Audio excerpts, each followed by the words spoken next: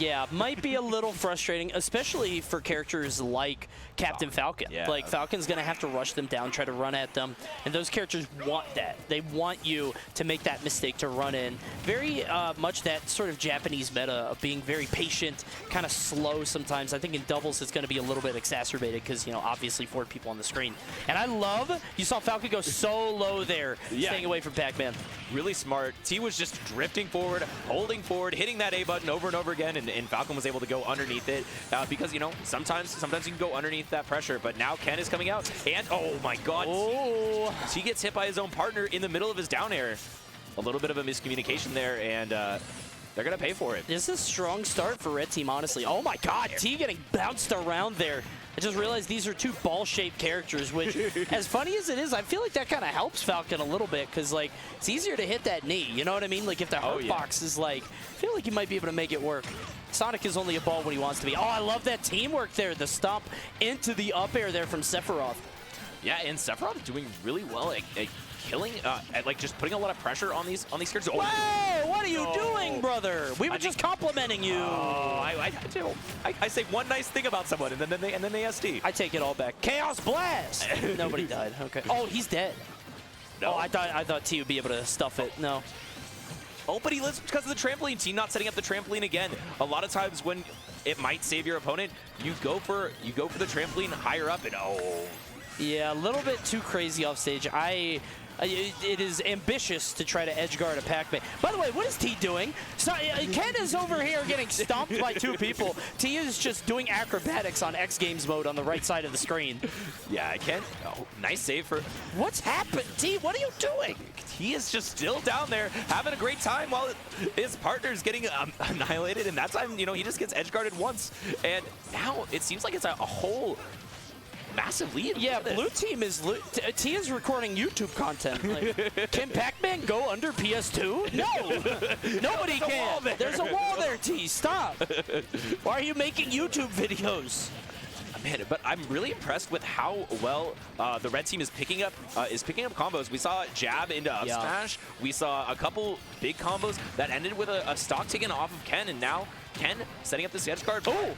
Oh, the footstool. He was going for another suicide there. You can see it. Yeah. Oh, man. Saikoro is you crazy. Oh, the air dodge read. And now it's 4 stocks to 1. Bro, T got wiped. Yeah, okay, a little bit of friendly fire there, but when you have 3 stocks to work with, like, yeah, when you're up this much, you're fine. I don't know, dude. T's gotta shake it out or something. Maybe he's not warmed up, or I don't know, because this game's a blow up. Yeah, I mean, doubles is a little bit of a different game than singles, but look at Ken slowly eking his way back into this match. Now finally getting forward tilted in the corner, but that was the first time he'd been hit since this game started. Yeah, I feel like this stock started. I could see Ken being pretty good at the 2v1, particularly against these characters where you can just kind of swing where you need to. Good back air there, and that's going to be game 1. Honestly, dude, kind of a blowout for that team. Even had an SD off Saikoro, and right, yeah, at like 80 too, not even that high. I mean, that's always cool to see. You know, underdogs are really fun, and especially, you know, against monsters such as T and Ken. I'm reversing their names now. I mean, yeah. So I'm super excited to see if there's any change up on these characters. I know Ken has going to switching Roy characters after winning that hard. Yeah, I don't think you need to. All right, we're back to Sephiroth. We're back. I was so confused. I was like, it looked good. Like Sephiroth looked very good there. Caught T's the offstage, the jump, and the air dodge earlier. So looks like we're out to Town and City, a little bit bigger, a little bit more verticality in terms of the platform. So we'll see how the adjustment happens. Honestly, I just think it comes down to T. Like, just stop getting hit. Get off the side of the stage. Like, I mean, he spent so much time over there. Yeah, Pac-Man is supposed to be one of those characters that stock takes a bit. You know, has a lot of like stalls in the recovery, takes a long time, but, you know, always gets back. But this time it felt like they were just pressuring him so hard in the corner, and it didn't seem like he was able to pick up that normal speed that he's used to. Yeah, his tempo, like the pace was a little bit off, but the forward smash just barely whiffing. That's definitely something that he looks for a lot, that mistech or that tech in place into the forward smash. Let's check out Ken, by the way. Only 15%. Has kind of been rocking Falcon off on the side. Hasn't done that much damage, only 71, but it feels like just has not been hit all that much. Only 27%. Meanwhile, T at about the same as everyone else. Spending as much time kind of in that offstage in the corner as before, but gets the kill at 107 on Falcon. That's kind of early. Yeah, I mean, that back air in the corner, especially on Town and City, and that's what they've been looking for with this counter pick. Corner kills it. Oh, corner kills. Oh my God, carried into the corner. Up air, into an air. Nair normally doesn't kill, but you know, we're on Town and City, so one time you need it, and the counter pick works against them. That was gorgeous because Kem was such low percent that whole time. He was taking no hits, and then there at the end, get caught by Falcon on the side. And you always think that you're safe, right? Because you're like, oh, he can't hit knee. Knee isn't what he's going for. He doesn't need the knee. Yeah. No knee. And relatively even Falcon at a bit of a high percent, but we have seen this Falcon survive pretty well for a long time and really good at gimping himself, so. Yeah, we saw he did like the fake up where you're above somebody and then you're expecting the air dodge, so you're going for the down air. You can see Falcon trying to make that happen, but. Yeah, that was working super well for the Sephiroth in the last game. It got that read on T a couple times, getting that back air when they were when T was expecting an up air to come out. And where it comes down to is they have to just survive, because I feel like Pac-Man and Sonic, neither of them are amazing at getting KOs, but Sephiroth is. Okay, you just wait for the teammate to get it, fine. If they could just stay alive, like if Sephiroth here can live, I mean, Sephiroth is so light, but as long as you stay away from the big danger hits that those characters have, you might be okay and take it to game 3 being up 2-0. Yeah, and I think one of the big disadvantages T has is it's so hard against these characters to get time to charge your bell. Like, even if Ken is going in and like trying to pressure them with Sonic, like, you just don't have that time and that ability to, you know, charge up your main kill option in singles. That's a really good point. I wonder how much he gets Bell, like, in general in doubles. Maybe it's like, because if that's your main kill condition, your win condition in singles, yeah, he finally is able to get it now, but he's able to take a jab off it. Yeah, now he's in disadvantage in the corner, and one hit from either Sephiroth or Falcon there would kill him, but he manages to get the setup. Now he's got the bell in hand. This is where T is the scariest, and yeah, nice job. I think he's... Ooh. No, he's gone. Quite. I think it looked like Krupp was going off to try to save him, but it was not in time. Nice tech, but oh, his partner kills him. This friendly fire has been so bad for...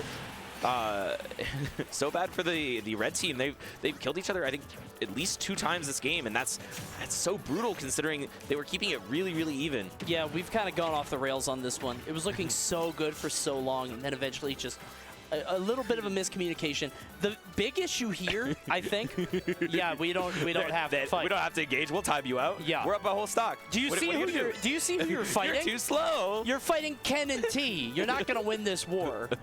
If it was, you know, some other player, they were waiting for the platform to disappear. He's gone. Okay, all right, he's off to a different battle.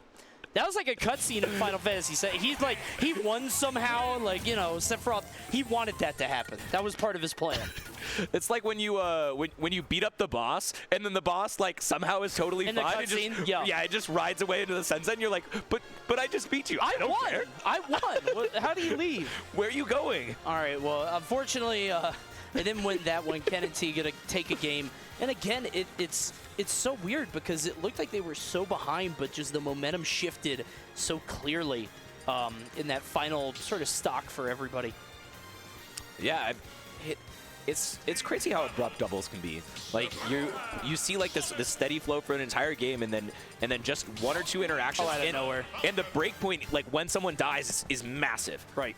Like, there's just a complete disruption in the flow, and it literally went from people fighting to standing there staring at each other. Like, yeah, it kind of ground to a halt there.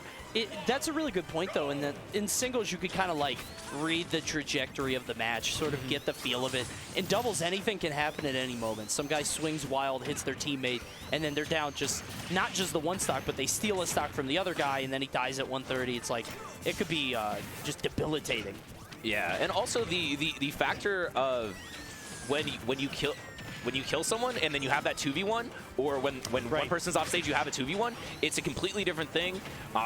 Or you know, you're fighting 2 1v1s and suddenly the 1v1 switch and one person starts blowing the other person up. You're like, no, we got to go back to what we were doing before because this ain't working.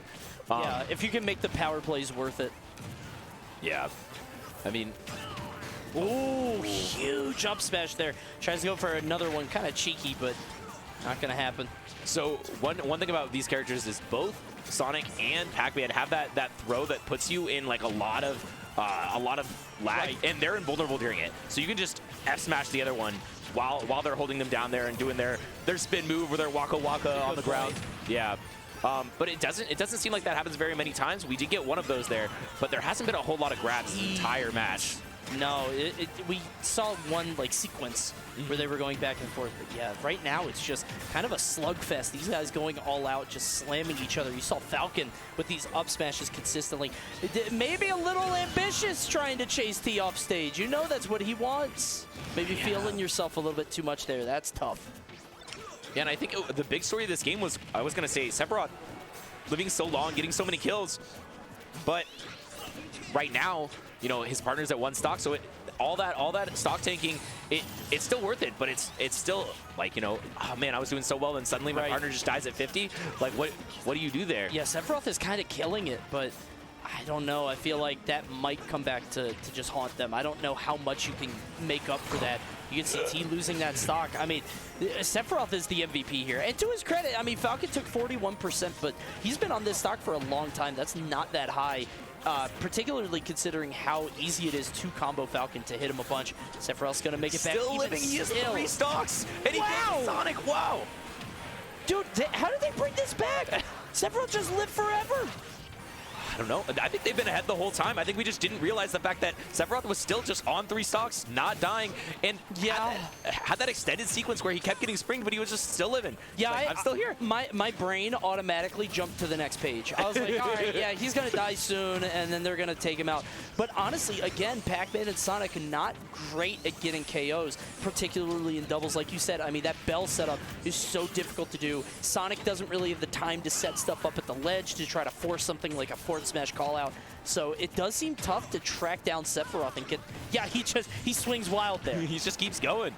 Oh, had that dash attack, but it's a little bit too slow, and then this takes over, and 3 stocks to 1. Ken, no way he's making this comeback. Bro, I mean, refund that Sephiroth's entry. This is a performance. Just forward smash, kill them both. I'd be mad at your teammate, yeah. I mean, yeah, he lost the stock at 50. Come on. Yeah, he blew it. The daft downward angle forward tilt, and yeah, that's clean. That's a clean win. That was sick. That was a really good performance there. And that was the return. Sephiroth rode off into the sunset to come back. Yeah. And that wasn't even his final form. Yeah. I'm wondering how the crowd is outside. I mean, like, you know, you got to think that Ken and T, clear favorites here, right? Oh yeah. In any book, but seem like they're really struggling to pull this one together.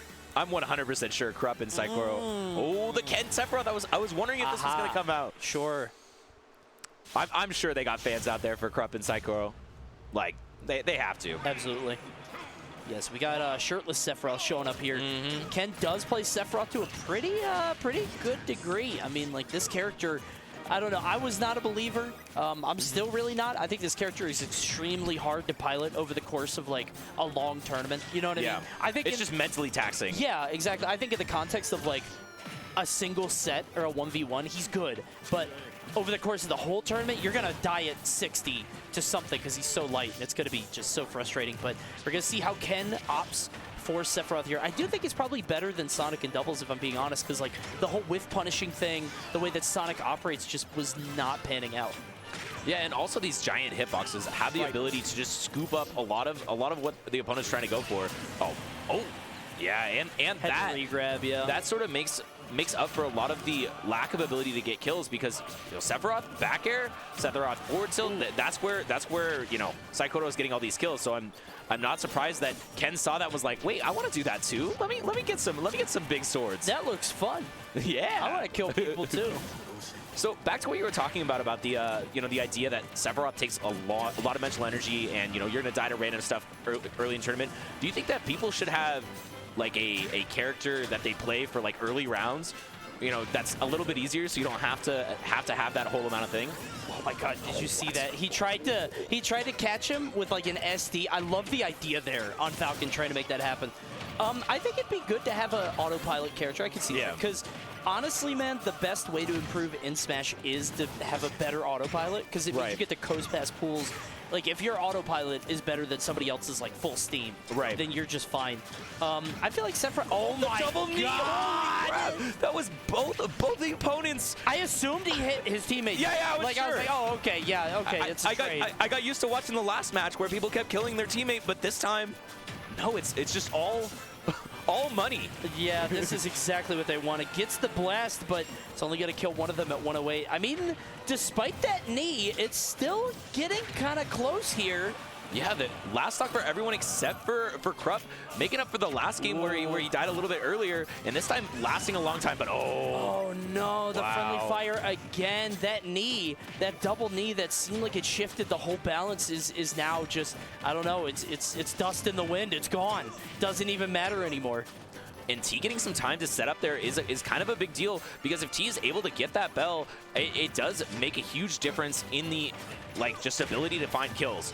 And now they're fighting in the center of the stage, so T is unable to get this setup that he's looking for. 2 wings are out. Both of them got wing now. Oh yeah, not the 1 wing anymore, it's the 2 wing. Oh, gets back to the stage. Okay, dangerous spot. Okay, nice avoidance. A lot of times people will go straight for the up B there and get hit. Wow, Ken just popping the up smash random. I was going to say, this really comes down to whoever gets the big hit first, and it feels like Sephiroth could just kind of throw out something and hope it hits somebody, but you can't hit your teammate there. There's the forward tilt, but he did get his jump back. Oh, the beefy up beef right past the ledge, and now still having such a hard time. I mean, now that T is by himself, with a partner against one person, he just has that ability to set up as much as he wants, but he's not going for it. He seems to be going in a lot. It looks like Falcon is pressuring them both somehow. Like they're both holding shield at the ledge. You can tell by just sort of the language of this set. They're still very respectful of Falcon, and they don't want to lose something, but he does have the bell. He's going to be running around with that. You can see him escaping. He's like, get me the hell out of here. Oh, man. Oh, the knee! He got it! Wait a minute! Wait a second, CRUP? Can you make this comeback? To your point, though, I mean, he's going to have all the time in the world to get Bell. Has one out. But CRUP played around the last bell super well. I'm wondering if he has Pac-Man experience, because it seems like they're playing chicken with the hydrant. Yep. They're just waiting. Yeah, you can see there's so much respect given at the hydrant there. Wow, that move has a lot of lag, and I was surprised that that CRUP wasn't able to punish it, because he spaced so well against it. The forward tilt, and now the bell. Down throw. He's gonna throw it Yep, down. there it is. Oh. And he didn't tag. Yeah. Oh, he didn't tag, which was super smart. He's still living. And he's still the upside. No way. Oh my God, CaptainCRUP's taking it in a 2v1 over Ken and T. That's unbelievable. The fact that he was able to make that work. T had a few opportunities that he should have been able to lock that down. He got the bell. He could have gone for the back air. I don't know if he would have been high enough to not tech, but you could have gotten a little bit more damage and maybe get a good situation. It felt like T was honestly kind of nervous.